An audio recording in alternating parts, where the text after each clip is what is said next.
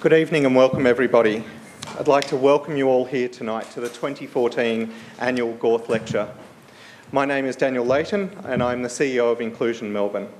And to begin with, I'd like to acknowledge the traditional custodians of the land on which we stand and pay my respects to their elders past and present. In particular, in welcoming you all here, I would like to welcome Councillor Adrian Stubbs, the Mayor of Stonington. Prahran City Council and more latterly Stonington Council have been long-term supporters and friends of Inclusion Melbourne, with our relationship stretching back now over 6 decades. I'd also like to acknowledge the presence of Telmo Longuier, State Member for Derrimut, who has been a supporter of Inclusion Melbourne in establishing our office in Sunshine. And whilst in government, Telmo held a range of portfolios in the areas of disability, human services and multicultural affairs, and we are grateful for your continued support and interest in improving the lives of people with a disability. As Victoria's oldest day service for people with a disability, Inclusion Melbourne seeks to encourage and enable people with an intellectual disability to achieve and maintain a valued quality of life. We work to support people to create highly personalised and flexible lifestyles based on their needs and desires, and to participate in activities to develop relationships with people in their local community. Together with the Gawith Foundation, Bank Meku and the Office of Disability Services Commissioner, we are pleased to bring you the 2014 Gawith Lecture, an annual event that aims to explore new avenues of seeking better lives for people with a disability, and in doing so, create a more inclusive society for the betterment of all. Richard Bernstein, our speaker tonight, is a perfect fit for Inclusion Melbourne. He speaks to the values that we hold so dearly. His passionate views about an inclusive society don't just benefit the individual, but in recognising that inclusion benefits society as a whole, is in total alignment with our guiding principles. And tonight, we are going to meet and hear from 2 remarkable men. Both of these men have an incredible generosity of spirit. In philanthropy, people talk of the 3 T's, the giving of time, of talent and of treasure. And these men give all 3 in spades. Tonight we are privileged to have Simon McKeon AO as our MC for the evening. Many of you will know Simon from his very public role as the 2011 Australian of the Year and as a game-changing corporate philanthropist and activist. As a sailor, he's broken world records by pushing yachts to in excess of 100 kilometres an hour. And as a talented Macquarie Group investment banker, he's said to have brought harmony to the cut and thrust of corporate takeovers. Throw in chairmanship of Australia's science agency, the CSIRO, his recent appointment as chairman of AMP, and a debilitating brush with multiple sclerosis in 2002, and you have one very extraordinary individual. Simon's the former executive chairman of the Macquarie Group's Melbourne office, and prior to joining Macquarie, Simon was a solicitor with Dawson Waldron, and from 2006 to 2009, he also found time to be the chairman of MYOB Limited. He was appointed by the federal government as the founding president of the Australian Takeovers Panel, serving from 1999 to 2010. And in 2012 was made an Officer of the Order of Australia for distinguished services to business and commerce through leadership and advisory roles, and to the community as a supporter of many national and international charitable, educational and sporting organisations. His extensive involvement in the community also includes being an Australia Day Ambassador for the Victorian Government and wide-ranging philanthropic interests. Simon has a direct connection to intellectual disability and has served on the Victorian Government's National Disability Insurance Scheme Implementation Task Force. And as a leading social entrepreneur, Simon demonstrates how business and philanthropy go hand in hand, giving tremendously of his time and his energy to many community organisations, including as a friend and supporter of Inclusion Melbourne. Please join me in welcoming Simon to the stage this evening.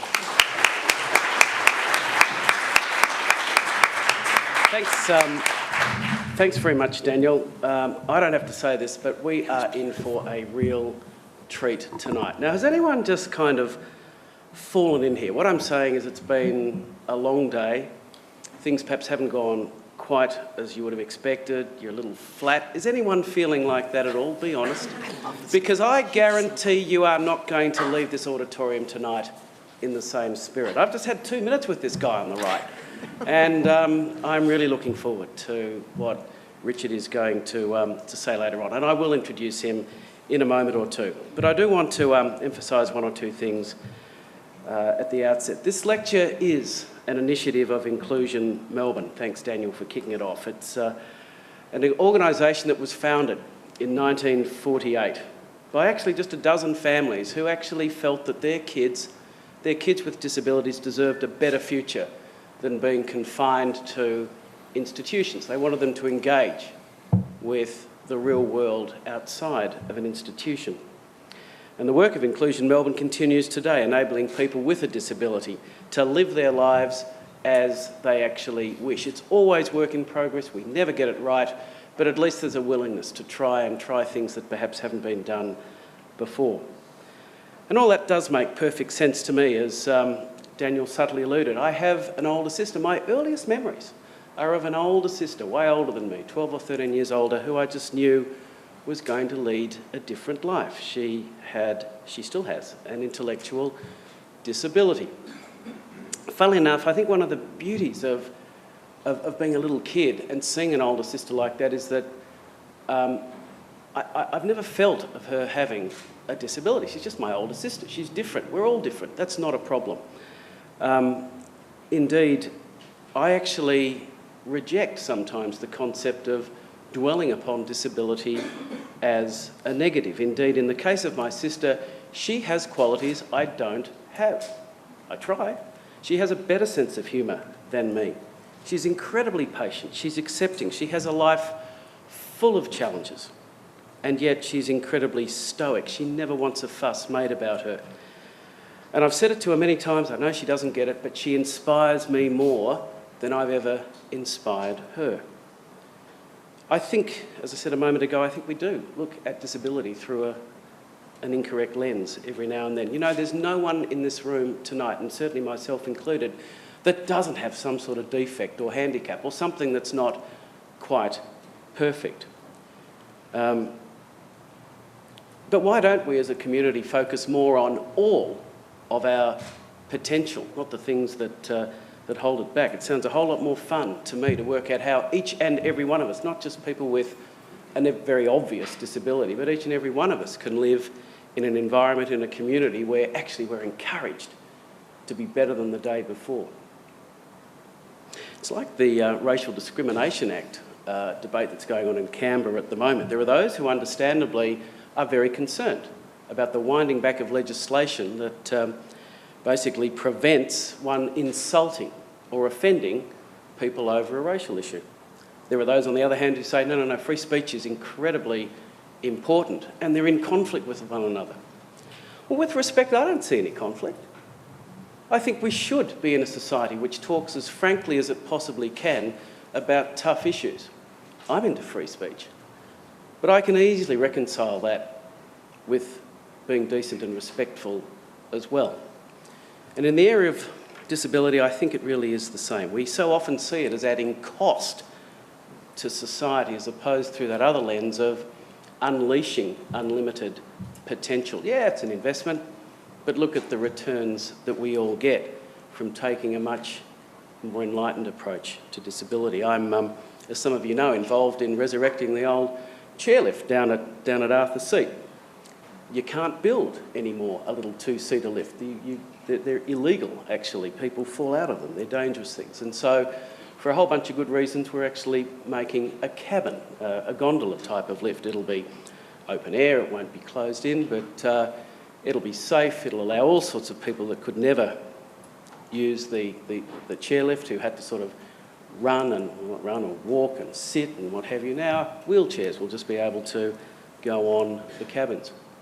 There is a small group that doesn't want it.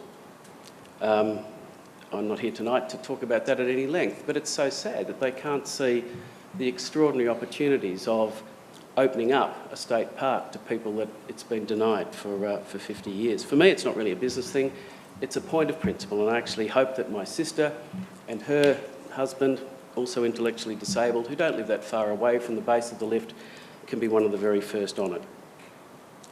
Charles Gawith was the mayor of Paran in the early 1950s. He was an extraordinary individual, and he actually launched apparently the world's first fully automated bread making plant in 1960.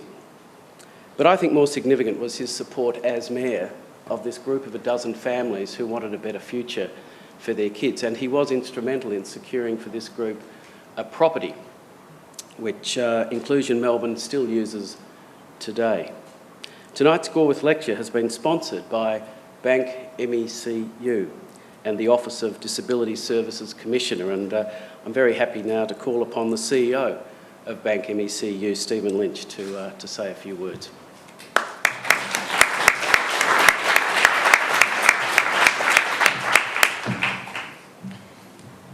Thanks very, very much for that, Simon. Just to correct, I'm not actually the CEO, although I wouldn't mind the pay packet, but that's fine. So my name is Stephen Lynch, and I'm very lucky to be the National Community Development Manager with Bank MEC. And one of the reasons I'm lucky is, and I was talking to some of my colleagues today, I'm not sure too many other bankers get to spend 2 hours with someone like Richard, like we have the opportunity to do so today, and I know that you are in for a treat. Can I begin by acknowledging the traditional custodians of the land on which we meet and pay my respects to any elders past and present. In 2010, Bank MECU became the first customer-owned banking institution to sign a reconciliation action plan. In doing so, we made a commitment to not let that document gather dust on a shelf. One example of our commitment in this area has been to work with the CSIRO to support a program which increases the Indigenous ecological knowledge of children in Central Australian communities. Tonight, though, we are supporting a lecture that has inclusion at its core, and we are really delighted to be partners with Inclusion Melbourne on this event. Now, supporting lectures which increase the public's awareness of contemporary issues is not something that's new for Bank MECU. Over the last 11 years, we've supported a lecture with CSIRO, the Malcolm McIntosh Memorial Lecture, which assists people increase their knowledge around science. And last year we became the inaugural supporters of the Laurie Shears Lecture, doing the same in the area of education here in Victoria. So tonight's support is very consistent with those aims. So who is Bank MECU? Well, we're one of Australia's largest and most successful customer-owned banks. In fact, we're Australia's first customer-owned bank.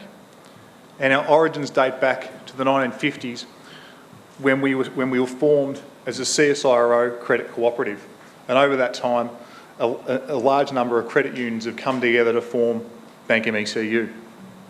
In 2011, we became a customer-owned bank as a result of the federal government's decision to invite some of the large credit unions to apply for a bank designation. This marked a milestone and a turning point for our organisation and presented a unique opportunity to be leaders in defining a new category of financial institution in Australia. While we have long believed that we have a responsibility to use our role as bankers to encourage our customers to live more sustainably, becoming a bank gave us a more powerful brand proposition through which we could grow. Defining customer-owned responsible banking is an exciting and ongoing effort. As financiers, banks have a responsibility to be actively looking for ways to develop models where investment is effectively used to solve issues and create stronger, more resilient communities and a healthier environment. As a customer-owned bank, we must always be responding to the contemporary social, economic and environmental issues relevant to our owners. Over the past 10 years, this has seen Bank MECU respond to issues like the environment and conservation. On behalf of our customers and owners, we own 5 properties in Victoria's West Wimmera as part of our conservation land bank. The land bank was established to offset our business of banking. These properties are the equivalent of 464 MCGs. Now, Richard, in Victoria, this is how we measure land mass by a sporting ground. The Conservation Land Bank enables Bank MECU to offset the loss of biodiversity resulting from new homes we finance and to offset carbon emissions generated by cars we finance. We have also responded to issues such as affordable housing, working with the community housing sector to invest over $100 million of our customers' funds to increase the supply of safe, secure and affordable housing. And many of those houses are for people with a disability. Through the process of stakeholder engagement, the bank, though, has now identified disability as a key area of focus. Of particular interest to us is this: how is it that the bank can assist people and families living with disability to create wealth? Money is an ever-present worry for many people with disability and their families. How to pay for extra costs associated with disability. How to balance earning money with caring responsibilities. How to save for old age or retirement on long-term income support. How to promote financial literacy in people with diminished capacity. How to provide for dependent children after death. To assist us to understand these issues, we commissioned some research through Foresters Community Finance and the National Disability Service in Queensland.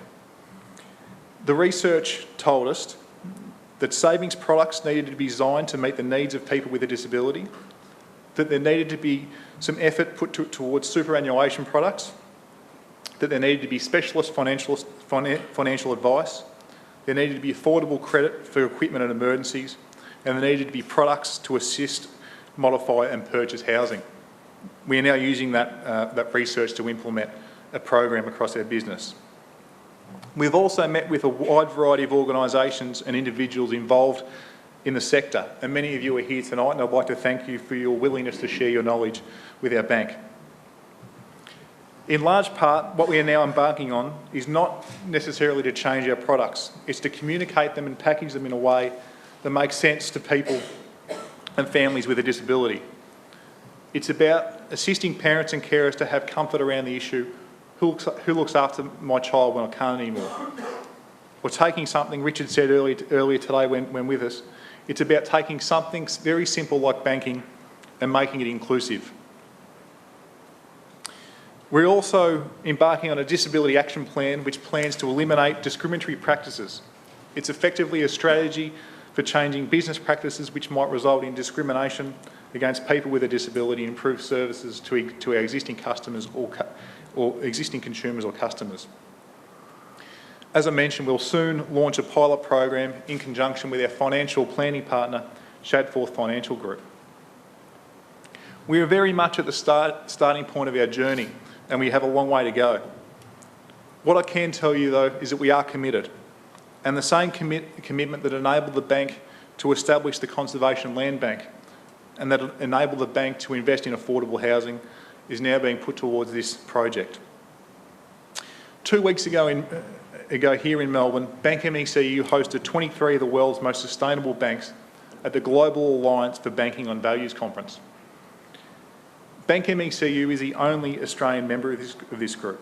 Now, as part of this conference, we took a group of these CEOs to the Oakley Centre, where we provided an overview of disability in Australia and the approach that Bank MECU is taking.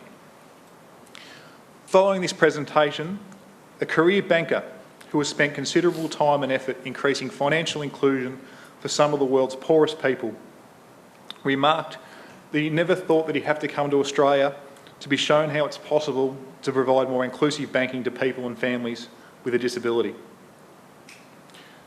Before I finish, can I thank Daniel and his team at Inclusion Melbourne and Colin here at the front especially for hosting the lecture and organising it.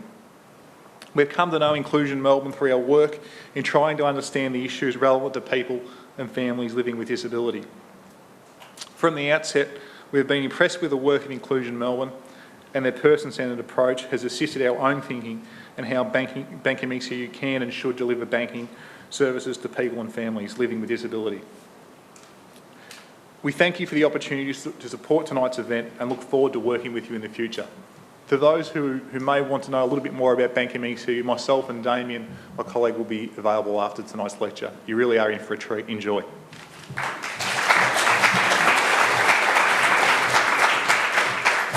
Stephen, I am really disappointed that you turned down my offer to be the CEO of Bank MECU. Like, there were all these witnesses too. It would have been, could have rocked into that big office tomorrow and said, you know, Simon said it last night, what's the problem? Actually, Stephen, I've got some very bad news for you. Both you and I are now about to be totally overshadowed by a true modern-day rock star, Professor Richard H. Bernstein. Actually, it's a bit like Groundhog Day. This happened to me during 2011. I had a very humbling year as Australian of the Year. But the Senior Australian of the Year that year was Professor Ron McCallum. Ron is blind. He's a professor of law. And like our speaker tonight, is a truly amazing speaker. And the reason I remember it so rawly is that 2011 was an important year for disability. It was the year that really so much advocacy went on in getting the NDIS up. And Ron and I were kindly invited to speak every now and then at various things around the country. Sometimes I'd speak first, sometimes he'd speak first. But whatever the occasion was, I always came out of this feeling really, really small because Ron was a terrific speaker like our speaker tonight, Richard Bernstein. Richard has been blind since birth. He is a professor of law at the University of Michigan, and based on what I've heard around town this week, and I managed to hear the end of you on John Fane the other day, Richard, and I don't know how many people I've bumped into, parents of children that have heard you at schools and what have you. You have inspired certainly Melbourne and other places you've been to as well these last few days. Richard's legal work has focused on protecting the rights of people with disabilities who are unable to obtain their own legal representation, and he does this for free. His cases include representing Detroit residents in 2004 in an action against the City of Detroit to fix wheelchair lifts on buses as required by federal legislation. He filed a lawsuit on behalf of people with disabilities, asserting that Oakland County in Michigan violated the Americans with Disability Act of 1990. Filing a lawsuit against Northwest Airlines on behalf of 5 people with disability, claiming that NWA violated various legislative provisions. Represented people in an action against the American Bar Association on behalf of a legally blind person, alleging that the tests used for accreditation discriminates against blind and visually impaired students. And look at this one, representing the Paralysed Veterans of America in 2007 in an action against, wait for it, the University of Michigan, his employer. I mean, he knows no fear, or he's completely stupid, and I don't think it's the latter. In his spare time, Richard is a runner, completing his 18th marathon in New York in November last year. He's also competed in Ironman events, which include a 180-kilometre bike ride, 42-kilometre marathon, and a 3.9-kilometre swim. I can't ride a bike 3.9 kilometres, let alone swim. Richard was named a 2009 Leader in the Law by Michigan Lawyers Weekly and was named Michiganian, I love that. Is that how it's pronounced? Yeah, got it right. Of the Year in 2010. Ladies and gentlemen, let us give a very warm welcome to Richard Bernstein.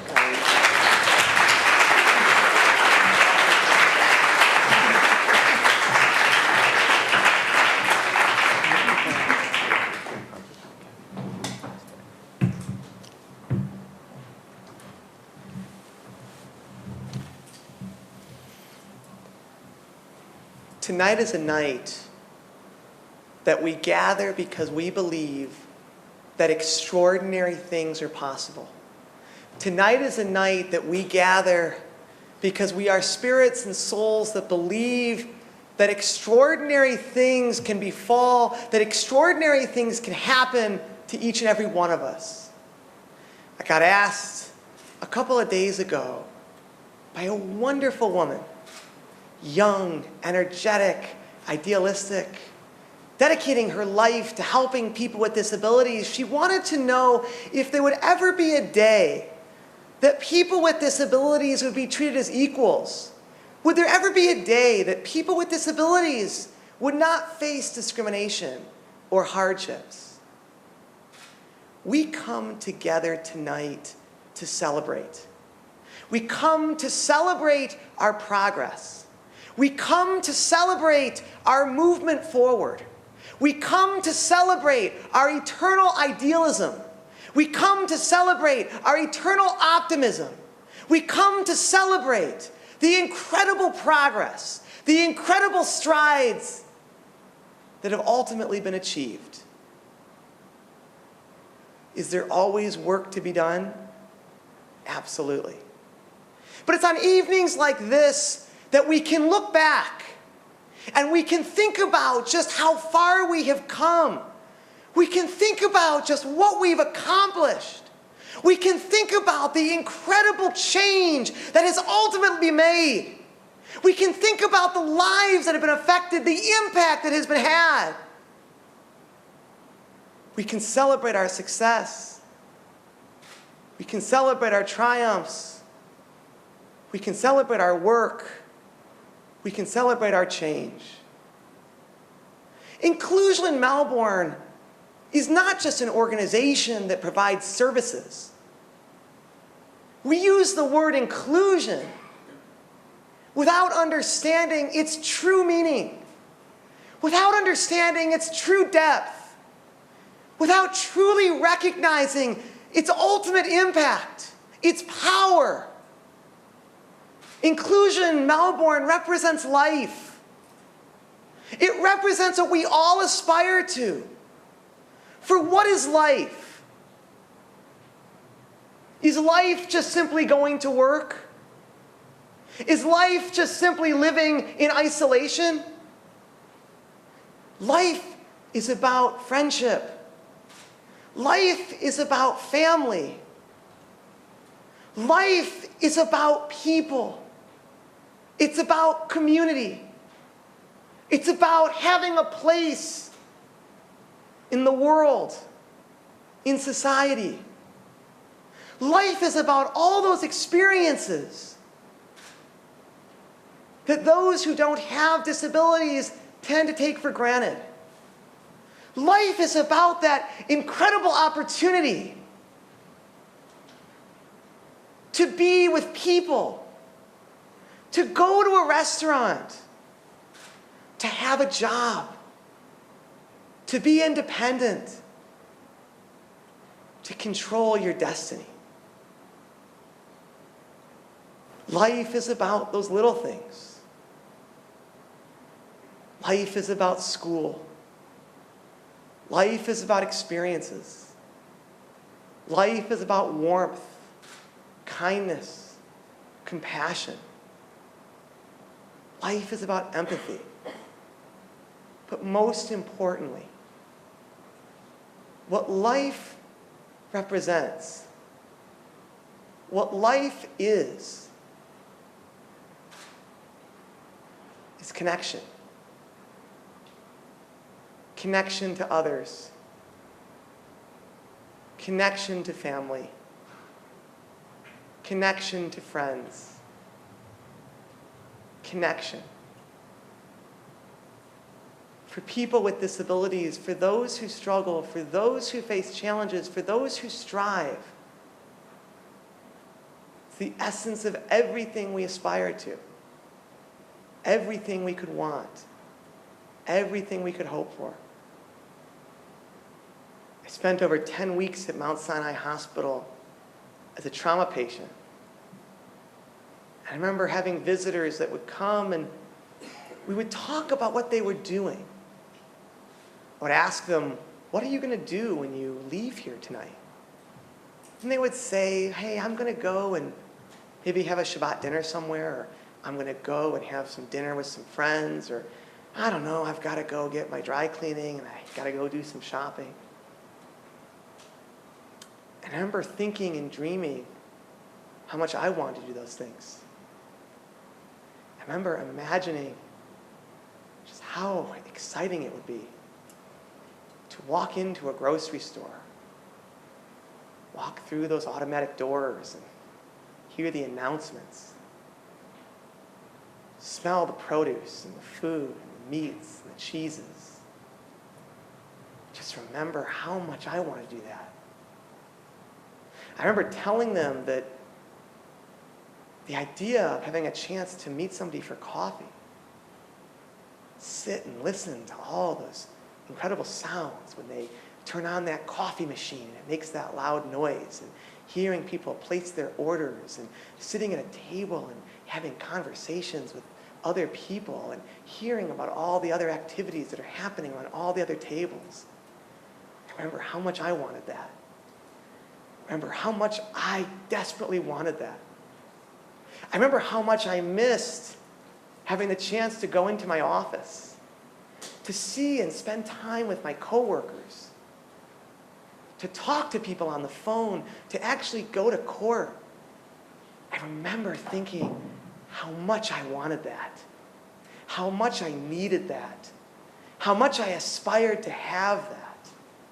And I remember thinking that if I work hard and I continue to struggle and I continue to strive, that one day I will have the chance to leave this room, to leave this ward, to leave this building, to leave this institution, and have that chance to re-enter the world. And how exciting it would be to simply be a part of the world, to be a part of society, to be a part of life. I remember just how much I missed it. I remember watching on television and seeing people do those ordinary things that at one time I thought were no big deal, but now I would never see the same. Now I would never think of the same. And I remember thinking about an organization like Inclusion Melbourne. The idea of having a chance to go and play sports with someone, to go horseback riding, to cook with someone, to have a job, to be with other people. These are things that, when you've had that taken from you, when you felt that sense of loss, you understand their significance. You understand their impact.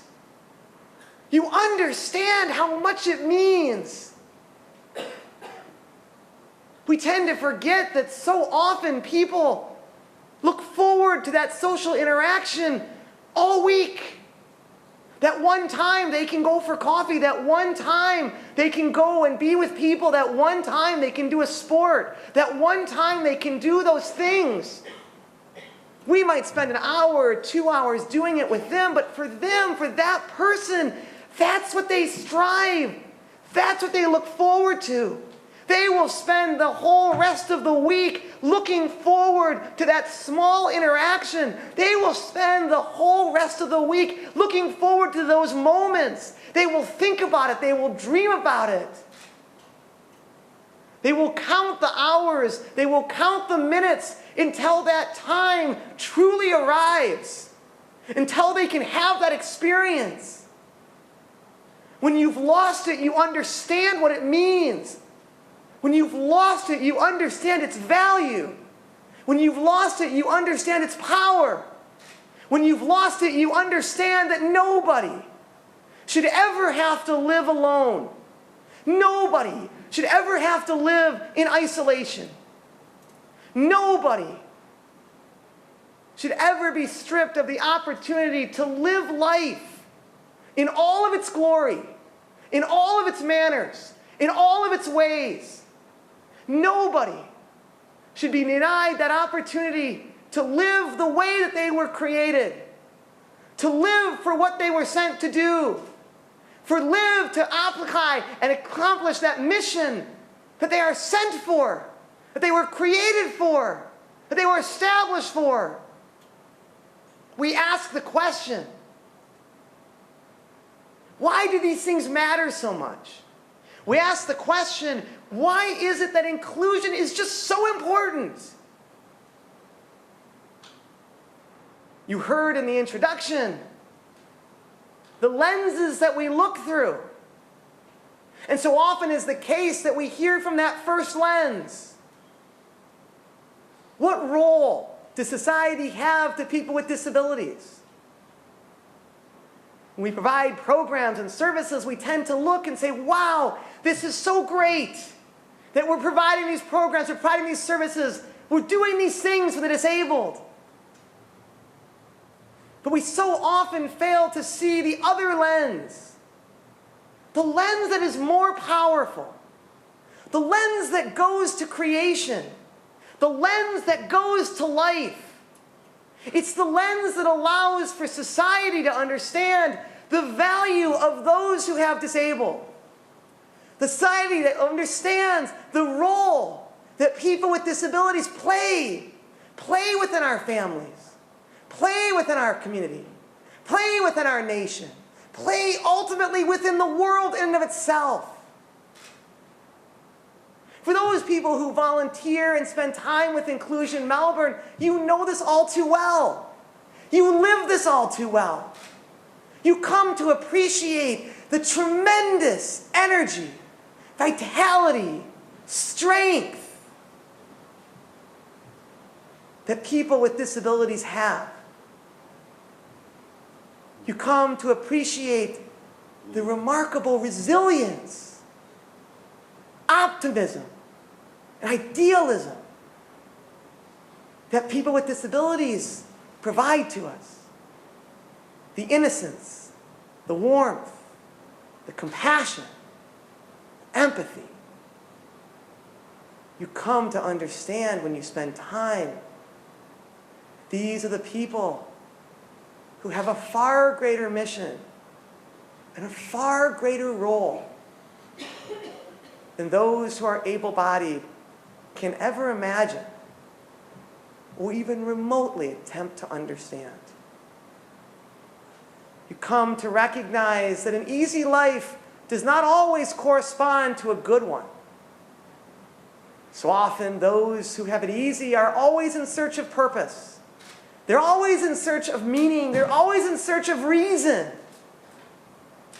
But those who know struggle, those who know adversity, those who know strife, those who know challenge, live in a deeper world.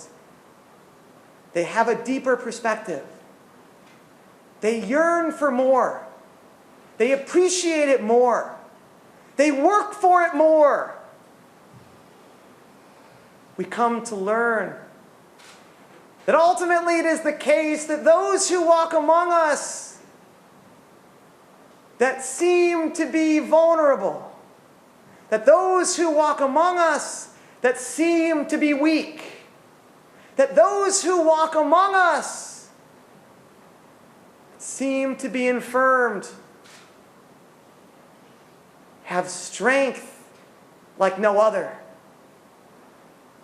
For their body might be weak, but their spirits and their souls know no bounds. Their spirit and their souls know no limits. Their spirits and their souls know no obstacles. Their spirits and their souls live in a different world, a greater world, a more meaningful universe. It was a beautiful morning in Coeur d'Alene, Idaho, as the starter pistol sounded. For this would be the beginning of the Coeur d'Alene Ironman. I want you to imagine, if you will, the feeling one has as you dive into a frigid body of water. Water temperature on that morning was 55 degrees. The cold penetrated your body like frozen knives and daggers. The cold was so intensive that your body would go through a series of convulsions upon touching the surface. As you continue to swim, and as you swim in darkness, you get kicked over and over again by other competitors. It's fierce, it's intense, it's exciting, it's called the washing machine. But being blind, you're unable to brace for the ensuing impact. The kicks come and they come over and over again, and the more they come harder and harder. You attempt to surface because you so desperately are craving oxygen. But as you do so, it becomes impossible, for there are other swimmers who are immediately above you, blocking your path to getting that oxygen. But as you press forward, the most difficult thing happens. The rope that entangles you with your guide, the rope that ties you to your guide, Your guide who is your only source, your only connection to the world, the only person you can communicate with, however, not very well because you're underwater, so you can't speak to him and he can't speak to you. That rope that binds you becomes ensnared with all the other swimmers. And as other swimmers become entangled in the rope becomes constrictive. And as the rope becomes constrictive, it becomes remarkably heavy. And as the rope becomes heavy, the rope takes you below the surface. It's a difficult thing to know that you're drowning. It's a difficult thing to not get oxygen, to not get air. It's a difficult thing to feel the waves as they rush over your head, and to know that as much as you struggle or as much as you work, it's hard to rise above them. What role does inclusion play in our lives, in our families, in our communities, in our city, in our nation? What role does Inclusion Melbourne have on all of our lives, on all of us? It's easy to be optimistic and to be positive when life is going well, when your business is strong, when your health is good. But the real question is, what can you learn from those who don't have those gifts? What can you learn from those who don't know those blessings, who don't live that way, who don't have those experiences? You learn through the Ironman. You learn through sports. You learn the idea that no matter how painful, that no matter how tragic, that no matter how difficult life becomes, you learn that you will always have that what you need when you need it. You won't have anything more, but those who live with adversity and hardship know that no matter what you face, you will simply never have anything less. What does Inclusion Melbourne teach us? What does the role of those who are vulnerable, of those who struggle, of those who face challenge play in our lives, in our communities, in our world? You simply look no further than the New York City Marathon. Marathons and sport represents life. It represents life at its core and life at its essence. And when you see people with disabilities participating in these competitions, in these sports, you see them participating in life. But you see them not only participating, you see the impact that they have on others, on the lives around them, on the people who come to know them, on the people who come to watch them, and ultimately, the people who will always and uncertainly come to admire them. When you start a marathon, it's limitless in its potential. There's nothing you can't do. There's nothing you can't handle. You're on Staten Island. There's music. There's bands. There's countless numbers of energy. But you find your way to mile 7, and at mile 7, the reality of your circumstance and your situation becomes a lot more apparent. I'm reminded of a wonderful story where a wonderful, wonderful woman called me. And she said, "Richard," she said, "I have a question for you. You try to be positive, you try to be optimistic, you try to do all these things, but I have a question for you." She wanted to know why. She was a good person, a kind person, a righteous person. She wanted to know why, of all people, the child that she gave birth to was born with a severe disability. She wanted to know what his role was going to be. She wanted to know if he was going to have any friends. She wanted to know if he was going to get an education. She wanted to know if he would live independently. Would he ever have a girlfriend? Would he ever have a family? What would happen to him when she was gone? But the big question that she wanted to know, was there going to be anything about her child that would be remotely ordinary to that of other children, to her friends' children, to her siblings' children, to her neighbors' children? As the marathon pressed forward, you find your way to mile 13. And at mile 13, so many people that have disabilities or special needs or family members in these same circumstances understand this all too well. Mile 13 is when you look to the heavens and you ask, how much more? I have given you so much. I have done so much. How much more? How much more can you ask? How much more can you require? How much more pain can you extract from one person who's trying to do one thing? You find your way to mile 20. I always share this because it represents life. Doesn't matter if you're rich or poor, doesn't matter if you're young or old, doesn't matter if you're able-bodied or disabled. At mile 20, it affects everyone the same. The body starts to break down. The body simply can't move any further. But that's where the Spirit takes over. And that's where you see the people who have real strength. The people who have real power. The people who have real mission. The people who live with real meaning. That's where you see the real essence of the soul. That's where you see the true power and gravity of the ultimate Spirit. You see its power, you see its grandness, and you see that the Spirit is not limited by the body, but rather the body attempts to limit the Spirit.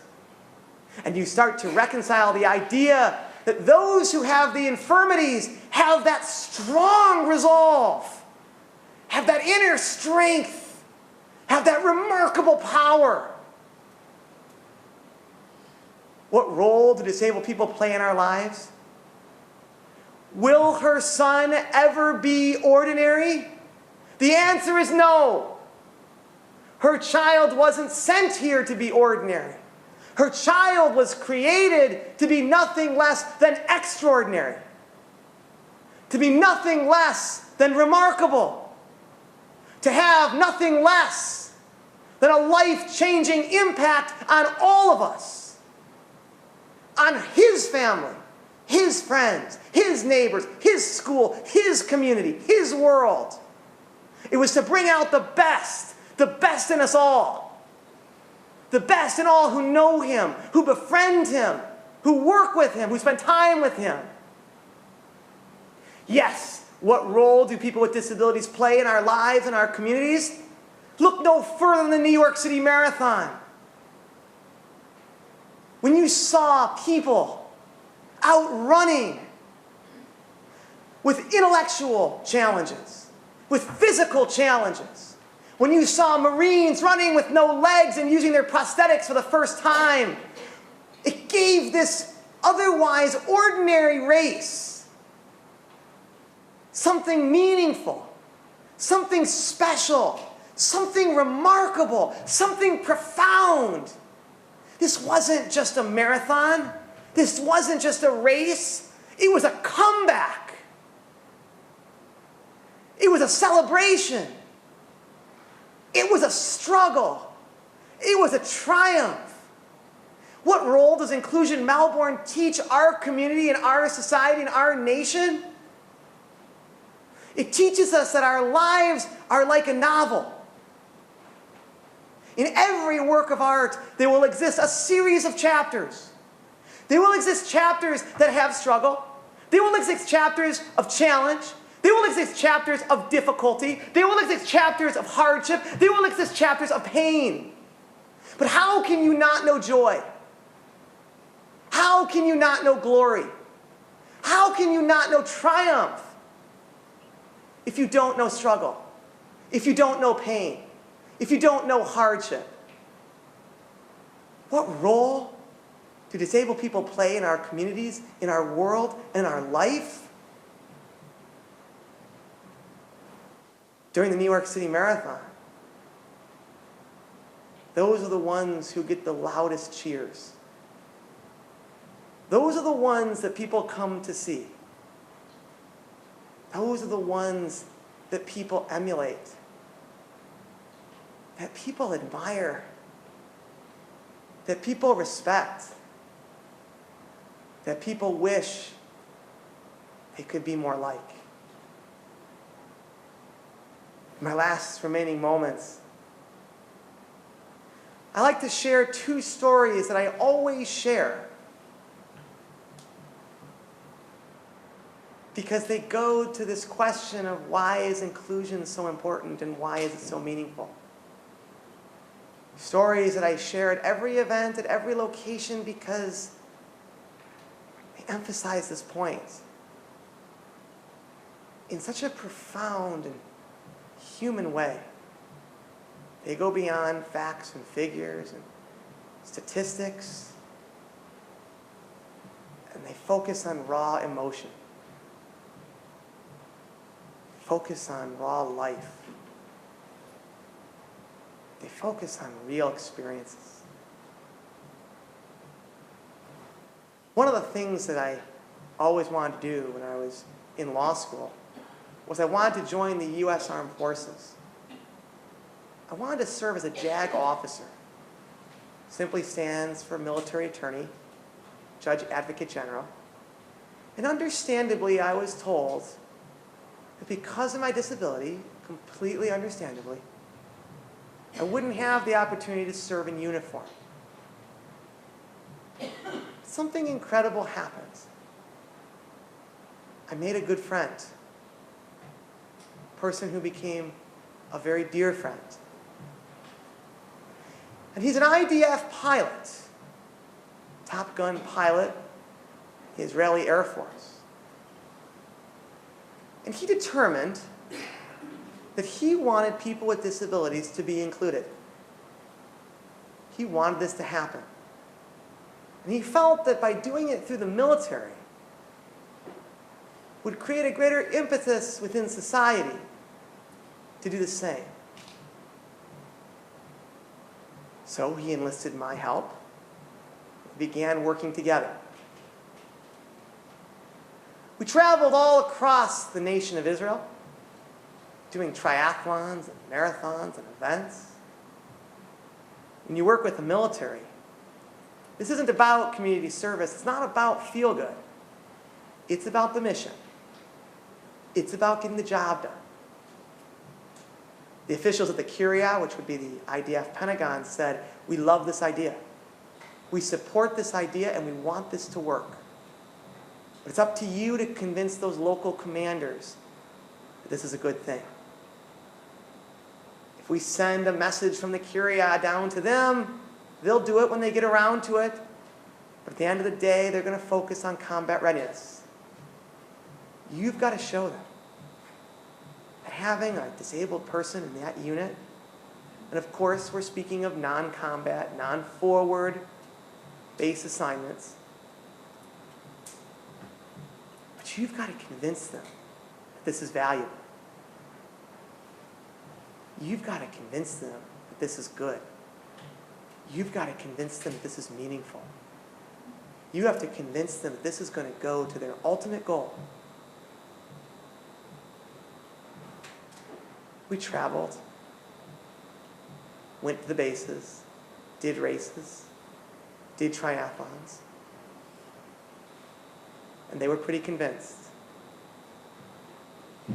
Because they realized that people with disabilities, whether intellectual or cognitive, had tremendous strength,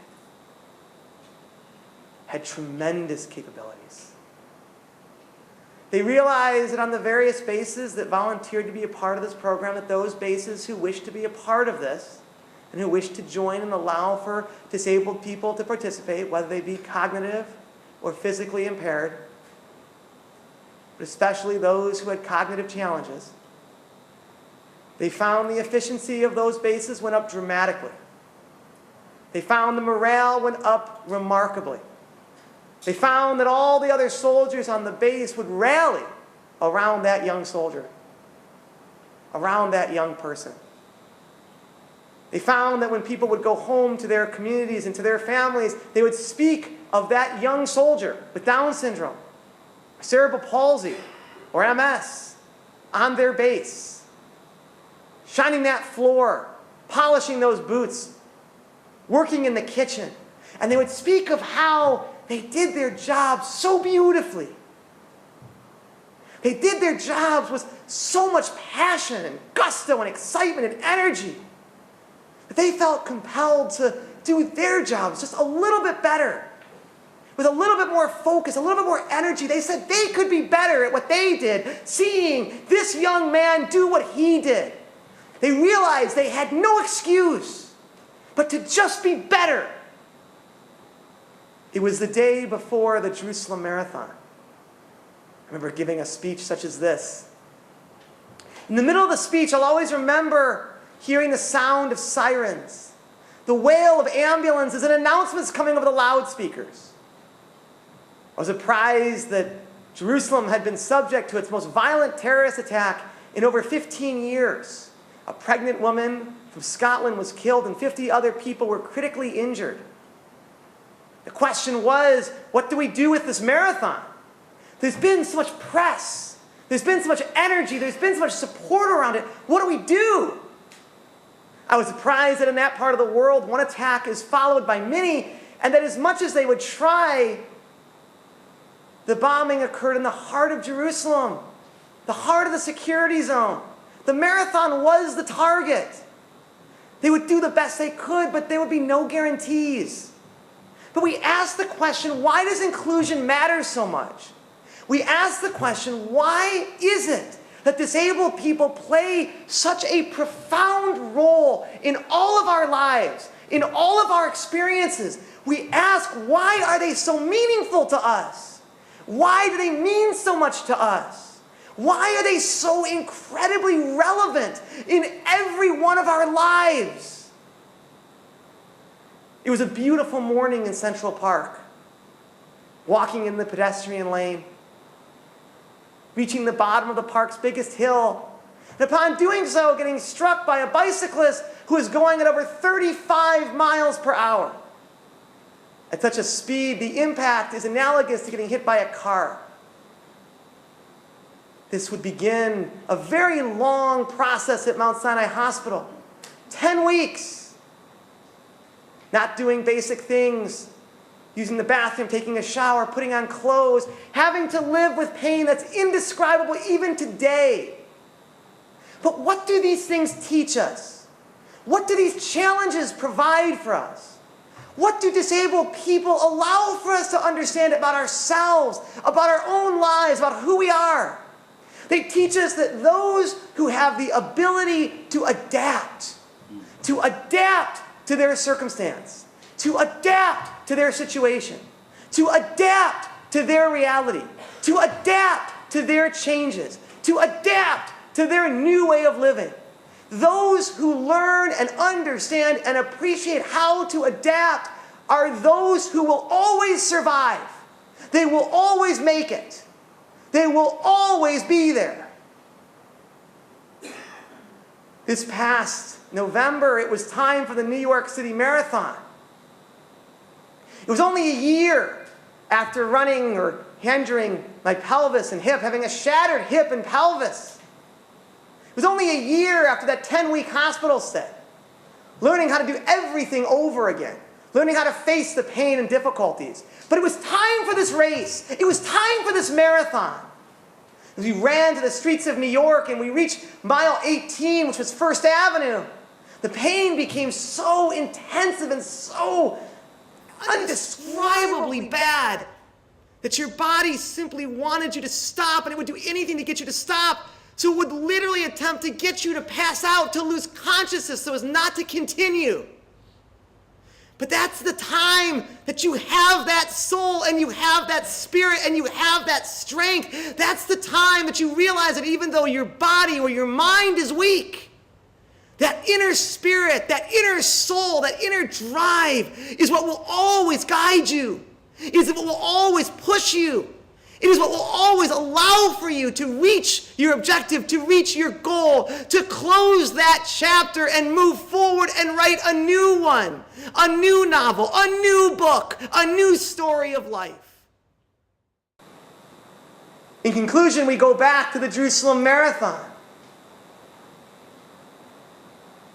We ran through the streets of this great city. The press began to write and report that seeing a blind person the day after a major attack running with his guide made things just a little easier. Just a little easier. It gave people a sense of hope, a sense of optimism. It made it just a little easier to get back on a bus or go back to work or go back to school. It made it just a little easier to start moving forward. What role does Inclusion Melbourne play in all of our lives? Those who volunteer and those who participate know all too well. Those who make up Inclusion Melbourne are people who have decided a long time ago they aren't going to spend their time trying to get over it. They're too busy just getting on with it. Because ultimately, they are the people who will do what is hard to achieve what is great. Because those who face struggle, those who face hardship, those who know difficulty, those who know pain, those are the people that walk among us, that live among us, that hunger for greatness. Yes, tonight is a night that extraordinary things can happen.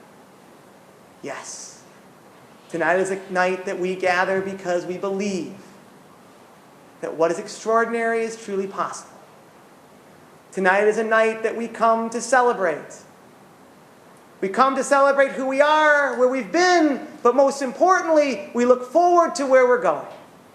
Tonight is a night that we come to celebrate the tragedies and the challenges that allow for us to experience the joys and the triumph. For tonight is the night that we gather for extraordinary things to happen.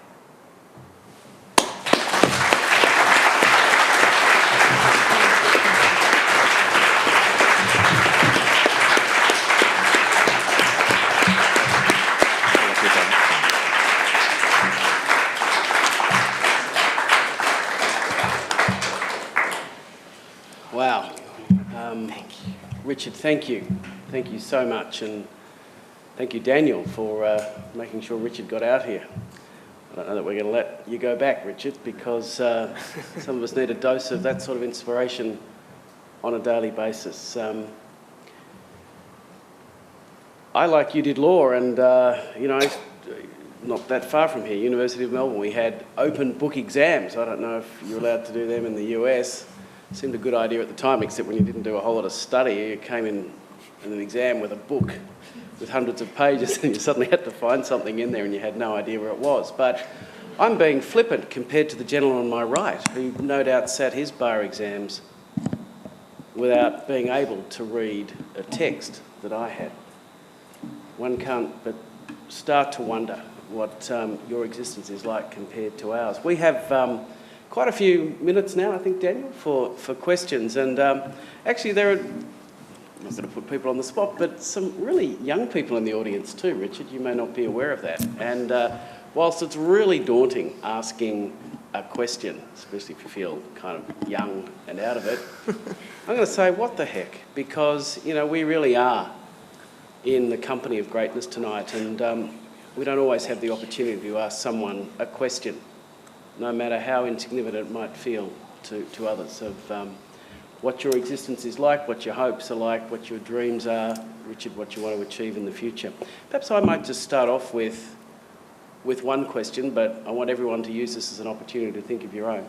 Richard, you didn't dwell a whole lot tonight on your extraordinary legal career, but I just want to ask one question. I would imagine that if you're a very well-known, highly regarded, social activist, rights lawyer, etc., etc., etc., and on top of that you don't actually charge anything, you'd be in demand. I mean, outside your office each day there'd be kind of a long list of people that wouldn't mind you acting for them. Seriously, how do you actually choose? I mean, clearly you'd be in extraordinary demand. You have to be selective as to what matters you take on.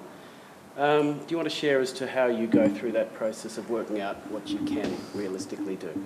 That's a wonderful question. So the answer to that question is, for those of you who have, that I've had a chance to speak with prior, you've heard me kind of use this example, which is you can't swing at every pitch in American baseball. You have to focus on the pitches that you believe you can hit out of the park, and you have to focus on the pitches that you believe are going to get you a home run. And when you're working with limited resources the way I am, and you have to realize is that I work for free. We do not charge for legal representation, and we absorb all the costs that come with the litigation. And we're blessed because my father is the head of the law firm, so it's a unique situation because he allows for me to do this because he understands why I believe in it so much. But I think what you all know, especially when you're working in these different organizations and these different agencies, is that you can't dwell on all the injustices. You can't dwell on all the hardships. You can't dwell on all the unfairness. There are horrible things that happen to people all the time. There are horrible injustices that happen all the time. What you have to focus on are those small and wondrous victories. And you have to celebrate those small and wondrous victories. And you have to say to yourself that today you are on the side of right. You're doing what you believe in. You're doing what you know is going to make life better for other people. And you have to say that I am doing what I can to try to make things just a little bit better, just a little bit easier. And you have to operate under that essence that I spoke about in the formal comments, which is that you're never going to make it totally better. But if you can make it just a little bit easier, just a little easier for people, you've done an extraordinary thing. So for what I have to do, I believe that access is the most important thing for people. I believe that the idea of having people live alone or be excluded for something, not because of any choice they made, not because of any action they took, not because of any of their behavior, but the idea that you would tell someone, you can't come here, you can't go here. All of your friends are going to take the bus to the mall, but since the bus doesn't have a wheelchair lift, you can't go. What winds up happening to so many people is they become isolated.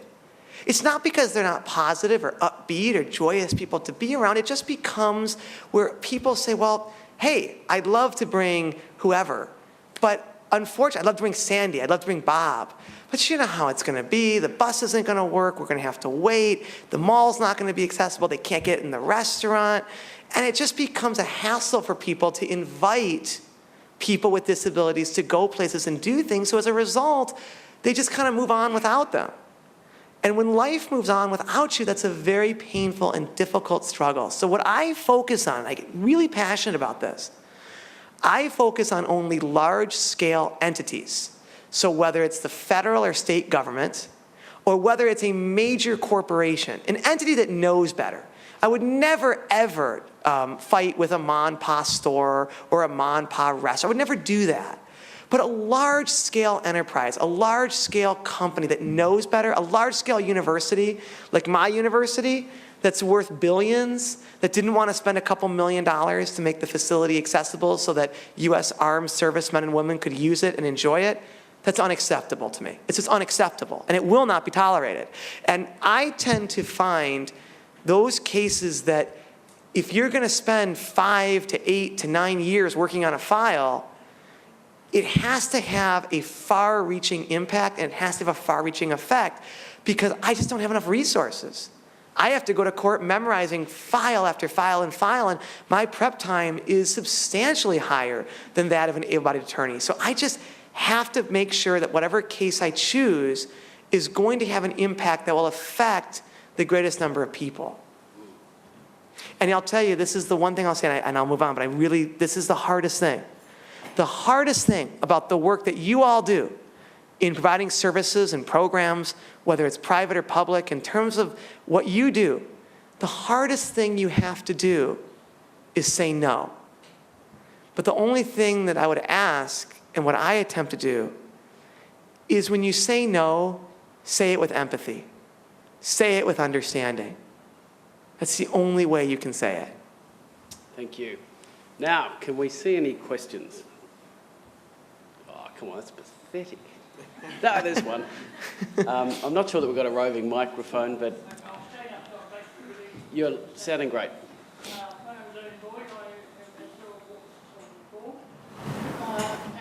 I understand the way that people are spiritual officers have been inspirations to people.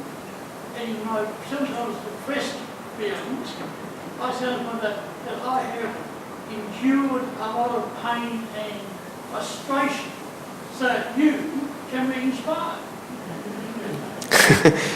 I missed part of it.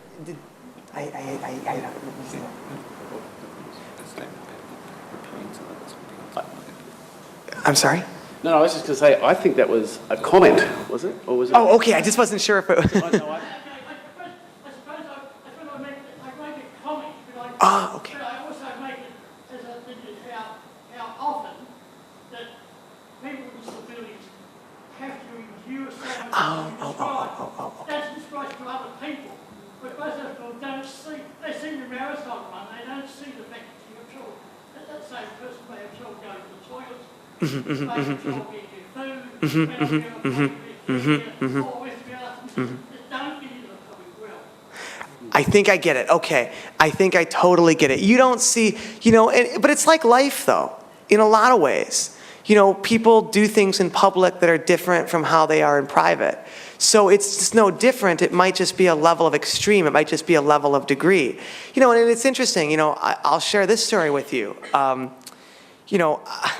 It's one of those situations where everyone's got their challenge and everyone's got their struggle, but just to kind of drive your point home, I think you're right. You're right, seeing someone do a triathlon or see someone do a marathon. But I think based off of your question, I'm going to share something very personal with you because I think it's important to be personal with folks to allow for a genuine sense of connection to develop.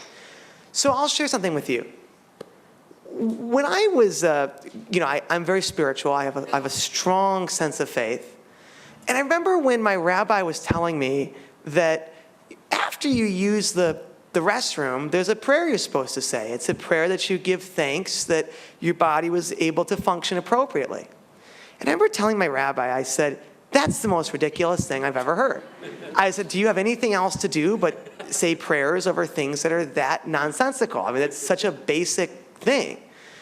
And then I shattered my pelvis. And what I can tell you is that when you shatter your pelvis, the pelvis controls a lot of things, and you don't realize the power of that specific instrument or organ. I wish I could say that prayer and be able to mean it. And I think what it really comes down to is, it is those basic things that we struggle with. If you want to ask, what is the biggest struggle, or what is the biggest challenge that disabled people have? It's those basic things.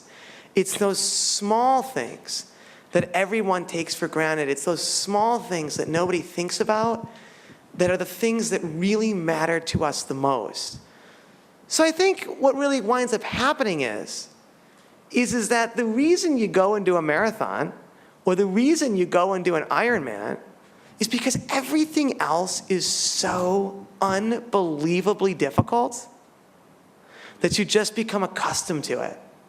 you just become used to it. It just becomes who you are and what you do. And so literally not being able to do simple things, the level of effort that goes into that becomes similar to the level of effort that goes into a marathon. So it's the day-to-day, week-to-week, month-to-month, and it's just that constant struggle. So you figure, you know what? This is so hard as it is. I'm already used to the pain. I'm already used to this constant challenge. I might as well just go on and do something else. Because it takes the same effort to do a basic thing than it does to do an extraordinary thing. It's a great question, though. Other questions? Terrific. Yeah. There's one here. There's a microphone just Oh, we're getting a microphone here. This is broadcast all outside too, right? Hi, Richard. Yes. I just wanted to know what it was like for you studying your law degree, and also what motivated you to keep going when it got hard. So when I was in law school, I had to memorize all the texts. See, I don't read and write. I don't find Braille to be an effective tool for me. So as a result, I memorize. It's just how I do it. So when I was in law school, the way that it would work is you would have a reader that would read to you a law school fact pattern. Now, this was after you had to internalize and memorize all the material of the course. But then you'd have to have the materials read to you out loud. And a contracts or property fact pattern is usually between 10 to 12 to 13 to maybe 15 pages. And then you issue spot, which is you identify the issues in the fact pattern and then you dictate your response to that issue. The problem is, if you can't highlight or take notes, it all has to be done together. So that would require a reader reading that fact pattern 15 times. Over and over and over and over again. And you would memorize the fact pattern word for word. And then after you memorize the fact pattern, then you would begin to dictate your answer to a scribe. Now, I always like to use the example, with the bank today, I use this example at the bank, but this is exactly how the bar exam was. To get your licensing exam completed, you would have 15 essays. That was pretty easy because I was used to that.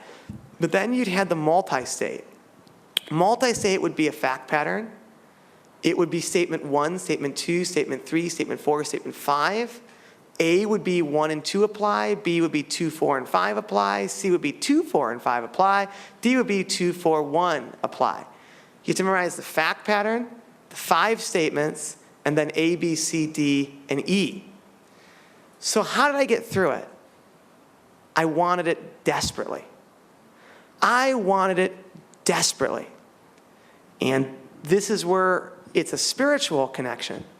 Because I prayed to our Creator, I prayed to God and I said, look, God, if you give me this chance to survive this and get through this, if you give me this chance to become a lawyer, then I will dedicate my entire professional career to representing people with disabilities and special needs who are in the shadows, who are in the dark, and who do not have a voice in our judicial system. And I believe because it took on such a purpose and such a mission and such a role, and I believe that because I made that promise, that gave me the eternal strength that I needed to get through it, to survive it, to make it through. I believe that's what gave me that passion and that mission and that sense of belonging to say that I have to do this because a promise is a promise. And it's interesting, when I passed the bar exam, I was in court the next day. The next day, I got my license, I got sworn in, I was trying a case the next day. My dad always makes the joke about it that we got the highest form of malpractice insurance that, you could possibly buy. But I was covered. I didn't have to even show up because we were that fully covered. But it was one of those, someone made a joke where, the other side could have gotten up and done all their argument, and I could have just looked at the judge and said, Your Honor, I'm fully covered. I have nothing to say. But it was one of those things where I was just that excited to dive into the courtroom. And it was interesting because so many of my to many of my friends that didn't have to work as hard in law school. They studied, but they just didn't have to work as hard. It just came easy to them. It wasn't this huge battle. It wasn't this unbelievable struggle. It wasn't this painful battle every single day just to stay with it. They've all gone on to do what they want to do. They are all now partners at the major law firms all across the United States. They've reached their goal. But very few of them are happy. Very few of them are happy with their lives. Very few of them enjoy what they do. Very few of them really wake up and look forward to going to work. They have everything they want. They got what they asked for, but they're not excited about it. And I think for me, it was because I had to work so hard for it, and I wanted it so bad. I wanted it so desperately. I wanted it so much that when I got it, I really recognized what I had. And it's funny because, I feel very blessed. I take on these, people would say, crazy cases. I mean, nobody who's sane would take these cases because they're unbelievably expensive. You're gonna fight for years, 7 to 8, 9 years. I have a case that's still going after 8 years. We're still going. You're by yourself in a courtroom at a table by yourself. There's 6 people at the other table. You're on your own. You're always the David. The other side's always Goliath, and it's always tiresome. At a certain point, that novelty wears off. When you go in and you're always the underdog, you're always having to be the scrappy guy that has to try to figure out how to balance all this, how to juggle all this, and have to face 2 law firms. It's great for maybe 1 or 2 cases. It's very novel and very exciting. But when you do it every day, it really starts to become hard. It starts to become very tenuous. But I think it was just that sense that I really wanted this. And I knew the power of the law. I knew that having a bar card would allow me to do something. But most importantly, it was the idea that if I got to become a lawyer, it was the simple idea that I wouldn't have to ask somebody for something. I wouldn't have to go and seek permission. I wouldn't have to seek guidance. Disabled people, we're always having to ask people for things. We're always having to rely on people for things. We're always having to argue to people why we should do something or why we shouldn't. It's always this big production because we don't always have determination over our own destiny. It's the hardest thing. Imagine not really having the power to control your destiny. Imagine not having the power to choose basic things that you want to do and how you want to do them. Imagine always having to have a conversation over the way something should be done or how it should be done. Imagine that. It gets really tiring after a while. So the idea of being a lawyer was that if I felt that something was wrong, if I felt that something was unjust, if I felt that something was inappropriate, if I felt that something shouldn't be that way, I could take action by myself. I could take action on my own. I could take action on my own volition. I have to seek permission. I have to talk to anyone. If it was wrong, if it was inappropriate, if it was unjust, I could do something about it.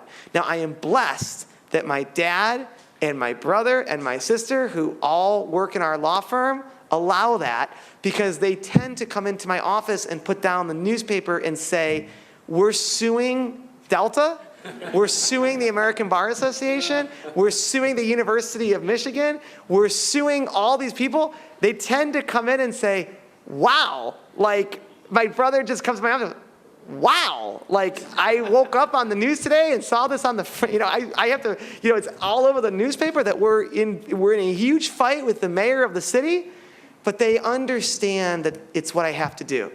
They understand that there always is a little bit of risk that comes with taking these cases. There's a lot of risk to our firm, to our family, because you anger people, you frustrate people, you can lose business. It's not the safest and easiest thing to do. But in the end, justice really does prevail. And you just have to believe that that is possible. Fantastic. And they keep paying the insurance premiums too, I hope. Big insurance premium.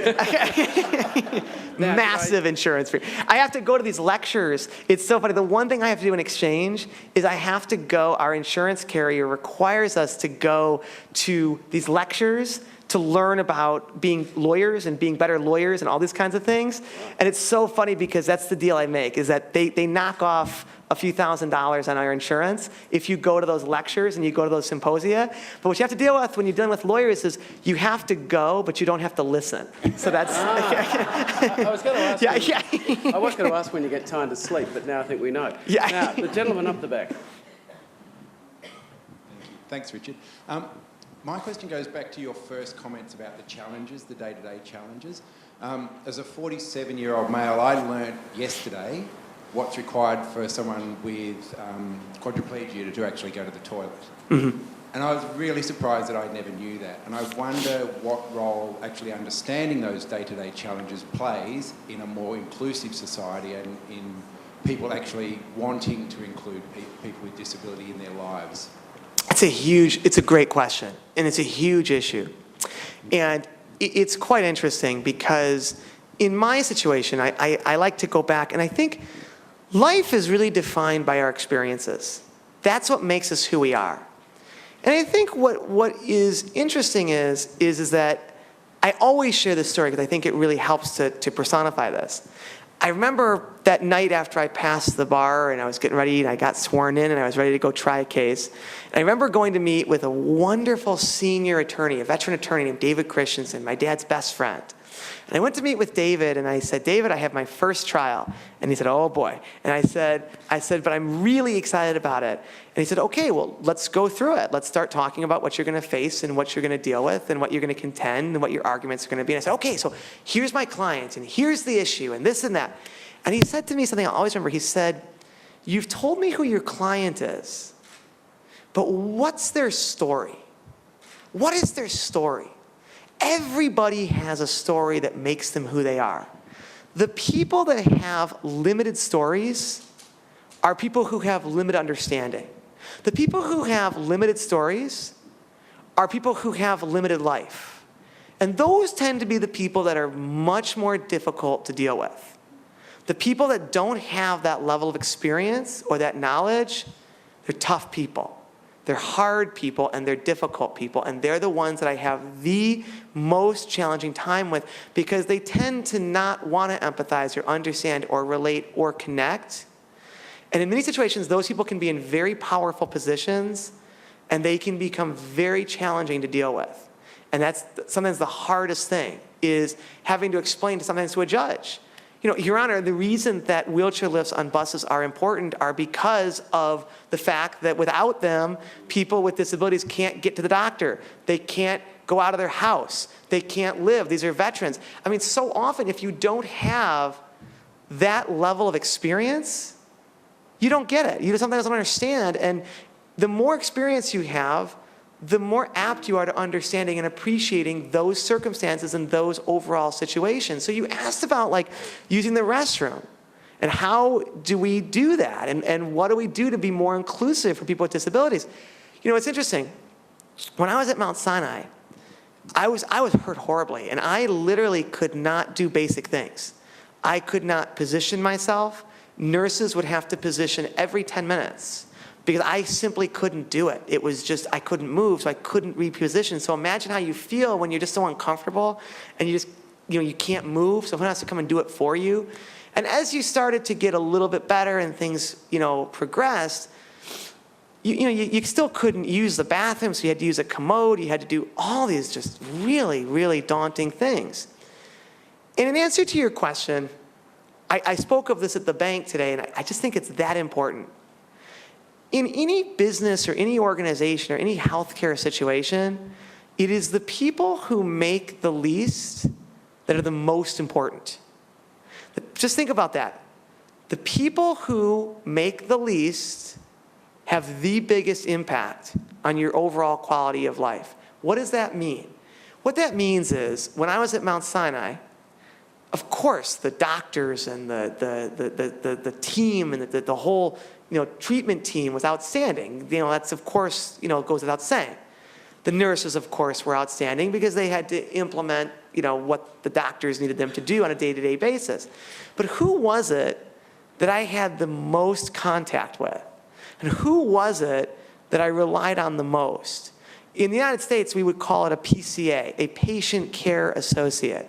The patient care associate would be kind of analogous to maybe what you would call here maybe an orderly, a person that does what they would consider the more basic menial tasks in the hospital. But guess what? That person was the most important person to me. The most important person to me. And I was blessed because I was at Mount Sinai. This was an outstanding institution, absolutely outstanding in every way. So what did I get? I got the best of all care. I got the best people. But I also had the best PCAs. They really loved what they did. And they loved taking care of people. And they understood their mission. And they understood their role. And they understand how meaningful it was. Now, if you had someone that didn't have that understanding or that appreciation, I would not have survived it. If you had someone that is touching you or lifting you or doing very, very intimate personal things that you cannot do for yourself, and they're doing it in a perfunctory way, they're doing it in a non-caring, non-sensitive way, you will not survive that. Because that is, for you, the most important part of your day.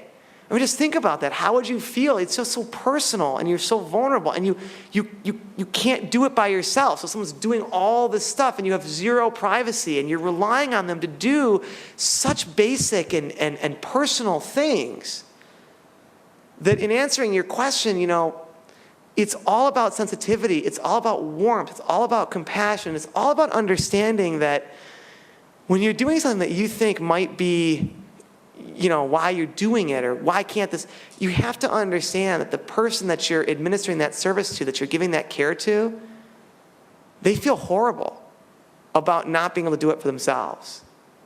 And they feel violated in the sense that they just can't do it. And it's just a really hard and challenging thing. I'm going to tell you one very quick story about why this is so important.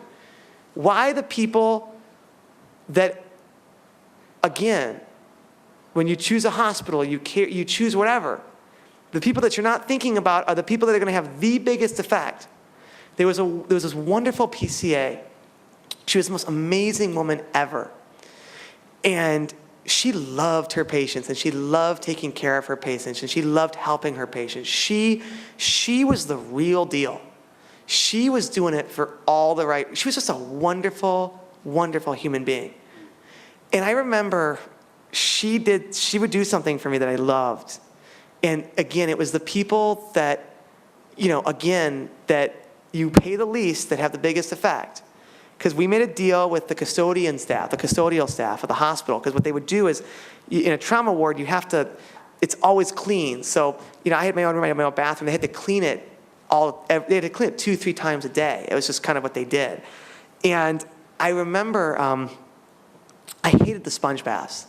Everybody thinks that sponge baths are these like glamorous things like in the movies. They are horrible.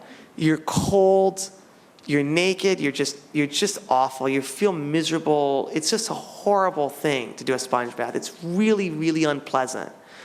And she made this wonderful pact with me because she knew how much I hated it. And she knew how much I would loved feeling hot water. Because sponge baths, the water wasn't hot. It was a sponge, so it would get cold and you were just really uncomfortable. So what would happen is that we made this deal every week, and she made a deal with the custodial staff that the hospital had it so that you could, it was one of those removable showers. I couldn't go in the shower, but the faucet would come out of the shower. And she knew how much I loved it.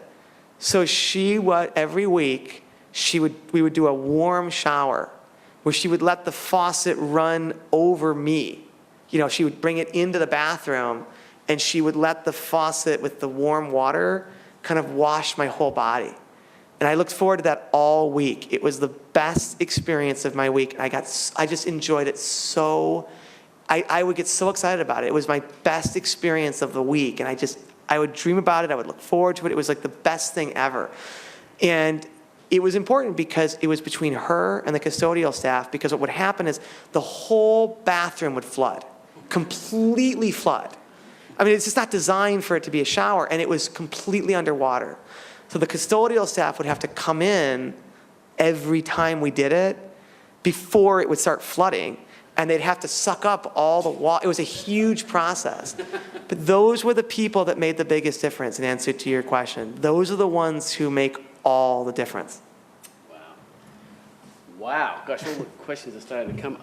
I think we own a couple of questions. Yep. And now, I'm going to go down to the gentleman in the back there. Is he close to a microphone? He is. Yep. Hi, Richard. Thanks for your presentation. Oh, thank you. I'm actually a 19-year-old student studying at university now.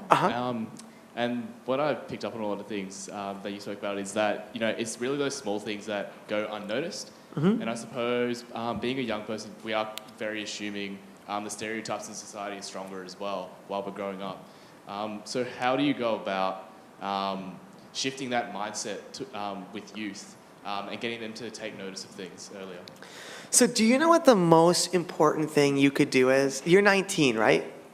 Okay. First off, the fact that you're here is fantastic. The fact that you came to this lecture is a wonderful thing and is incredibly appreciated. And as a disabled person, I think it's always important to give thanks and just simply say thank you for your interest in this.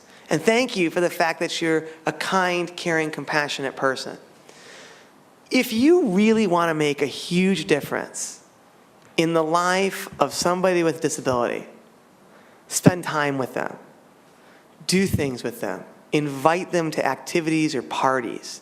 If you really want to make a difference in somebody's life, whether it's a disabled person or anybody, do you know what the most, and I want to tell you something, when I was in high school for me was one of the most difficult times you could ever have. Because I didn't fit in anywhere. I didn't know where I belonged. I didn't really fit. I was the only blind person. I was kind of awkward.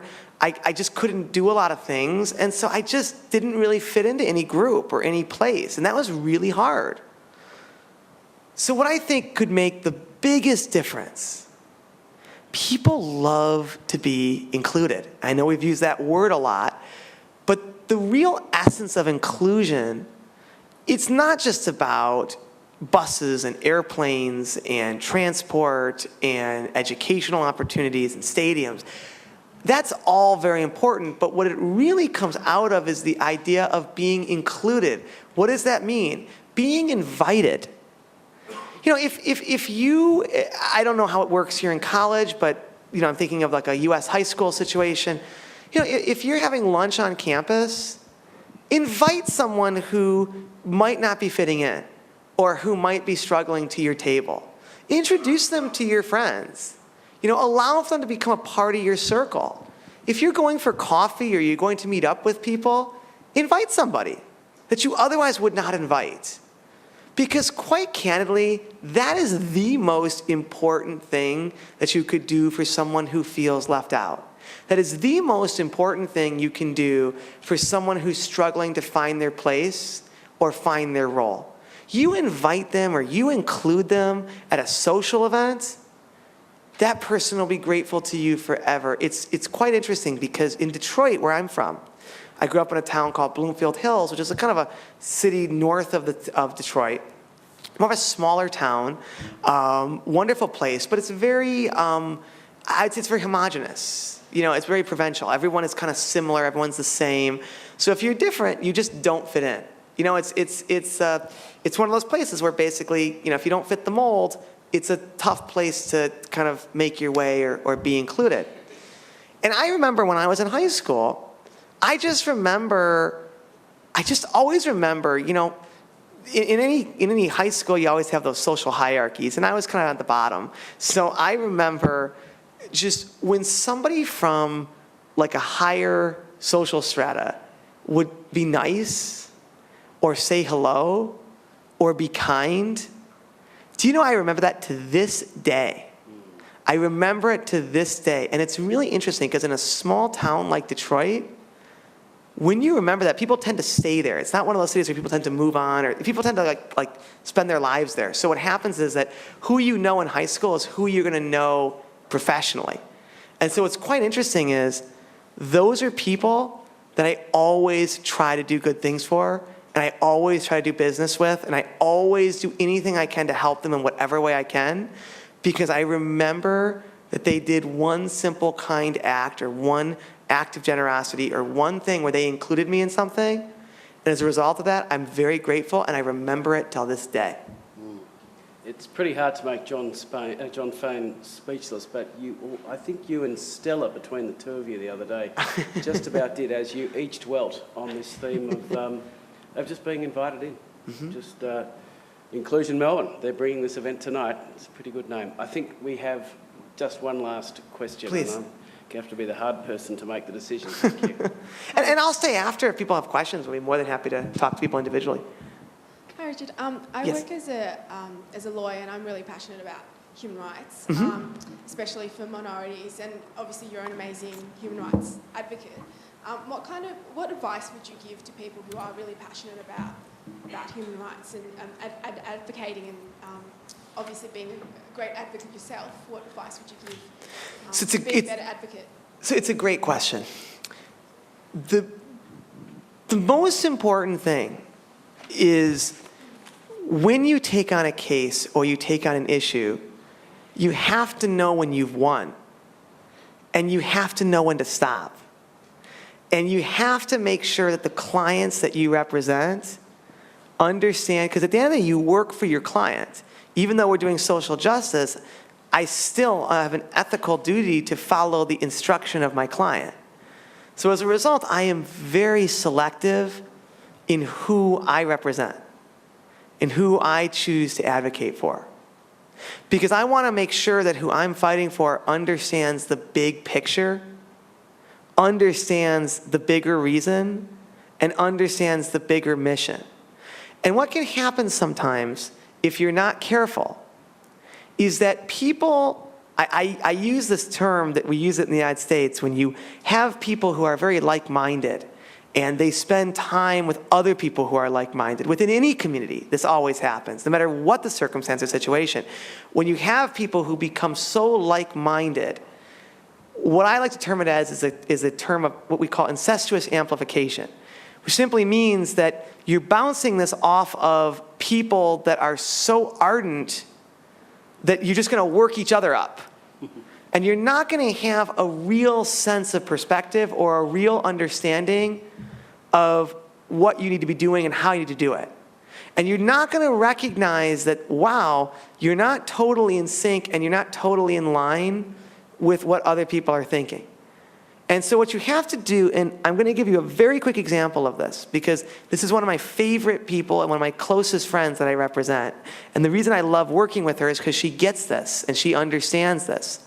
So I have a case now against and I use this as an example, I think this is the perfect example of when you advocate, you have to know how to advocate, and you have to know when enough is enough. And that's the most important component to it. And I'll give you a quick example. So in Detroit, the state of Michigan bought the old General Motors World Headquarters, which is on West Grand Boulevard. GM moved to downtown. They bought the Renaissance Center, so they moved down to Jefferson. And then basically what would happen was this enormous structure, the GM World Headquarters, was going to sit empty. And that would be very problematic for the Midtown neighborhood. But it's the largest building in the country. It's actually bigger than the Pentagon. It's a massive building. So the state of Michigan took over the building, and by taking over the building, they basically just simply didn't make it accessible. They're required to do so by law, and they chose just really not to do it. They just kind of didn't do it. And they marked it as accessible, they marked some things as accessible, but they didn't really do what they were supposed to do. So I have a wonderful client who works in that building. It doesn't even matter if you work in the building or not. It's got a courthouse, it's got all the courts, it's got the seat of government. I mean, it has to be accessible. There's no defense to this. And what we're balancing right now is the fact that, yes, there is no defense for the state's behavior and for what the state did. There is no defense. They bought a building, they chose not to renovate, and they even altered it and didn't make it accessible. So there's simply no defense for their behavior, and there is no defense for what choices they ultimately made. Not a defense at all, period. But here's the thing. To rebuild this could probably cost about $100 million. It's a massive structure, massive building. So we're not going to do that. We're simply not going to require the state to do that. We have our team of experts working with their team of experts and working with the courts to find the absolute most cost-effective way to bring this building up to code. And you know what? It's not even going to get brought up to code. We're going to focus on maybe 3 or 4 things that are safety issues that, if we don't address those, people are going to get hurt or continue to get hurt. We're going to address key functions of the building. The costs are going to be kept at an absolute low. Because why? The city of Detroit is in bankruptcy. We have a receiver. You have cops and firefighters who aren't getting their pensions. So what you always have to do is you always have to think of the big picture in whatever you do and how you choose to do it. We are going to make this building accessible. We're going to make it reliable. We're going to make it safe. But we are not going to do it in such a way where all of a sudden other people start to say, well, wait a minute. I'm not getting my pension. I'm losing my house. I'm struggling. I'm starving. I'm getting kicked out of my apartment. I've been a cop for 50 years and I'm not getting my salary anymore. You don't want to make it so that your issue becomes more paramount than other people's issue. You have to always be respectful of the environment and the area to which you're operating in. It doesn't mean you don't fight hard for your client. It doesn't mean you don't fight hard for your belief. But what it means is you don't become a zealot. You don't become overly impassioned and overly intense. You approach it with a balance, and you approach it with a perspective, and you approach it with a real world view that says, I'm going to get justice, but I'm going to do it in a way that's fair. I'm going to do it in a way that's equitable. I'm going to do it in a way that's reasonable.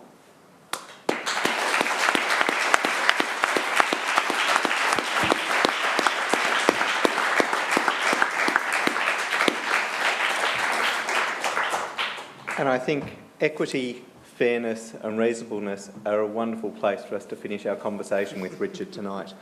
I have the wonderful task of expressing a vote of thanks to these two gentlemen on stage. And if people wonder about the fear of public speaking, you should really wonder about the fear of public speaking after these two gentlemen. They are both giants. As we were sitting there and Richard was talking about writing a novel, I was thinking about the size of their CVs against the size of everyone else's CV in the room, and I'm sure that we still wouldn't stack up. Simon and Richard, on behalf of all of us here and on behalf of Inclusion Melbourne, we would really love to thank you for your generosity, because not only are you giants, you are giants of generosity, and we would really love to thank you for making yourself available tonight and to share your views and your thoughts with not only the people in the room, but with people across Melbourne and across Australia with Richard's interviews and with the media over the past week. It's been a wonderful experience. I first began speaking with Richard over a year ago, and we've kept in constant communication, and I feel that I know a little bit of him. We've certainly shared some interesting stories together, but there is always more to learn from a man like Richard. There is always more to share. And I think the most remarkable thing about Richard, we're in this point where we are transitioning from state-funded disability services where everyone recognises, and the Productivity Commission recognised, that the provision of services was based upon short-term funding cycles, to moving to an NDIS, which would be based around a lifetime funding cycle. But I know, in conversation with Richard, and indeed with his father in the past week, that Richard sees his mission as much more than simply a lifetime, that he is laying down new code in American law that will be there for generations to come. And to have someone who has that foresight to be able to spend a little bit of time with you in this room tonight is just truly an honour. So, on behalf of Inclusion Melbourne and everyone here, I'd like to thank both Simon and Richard.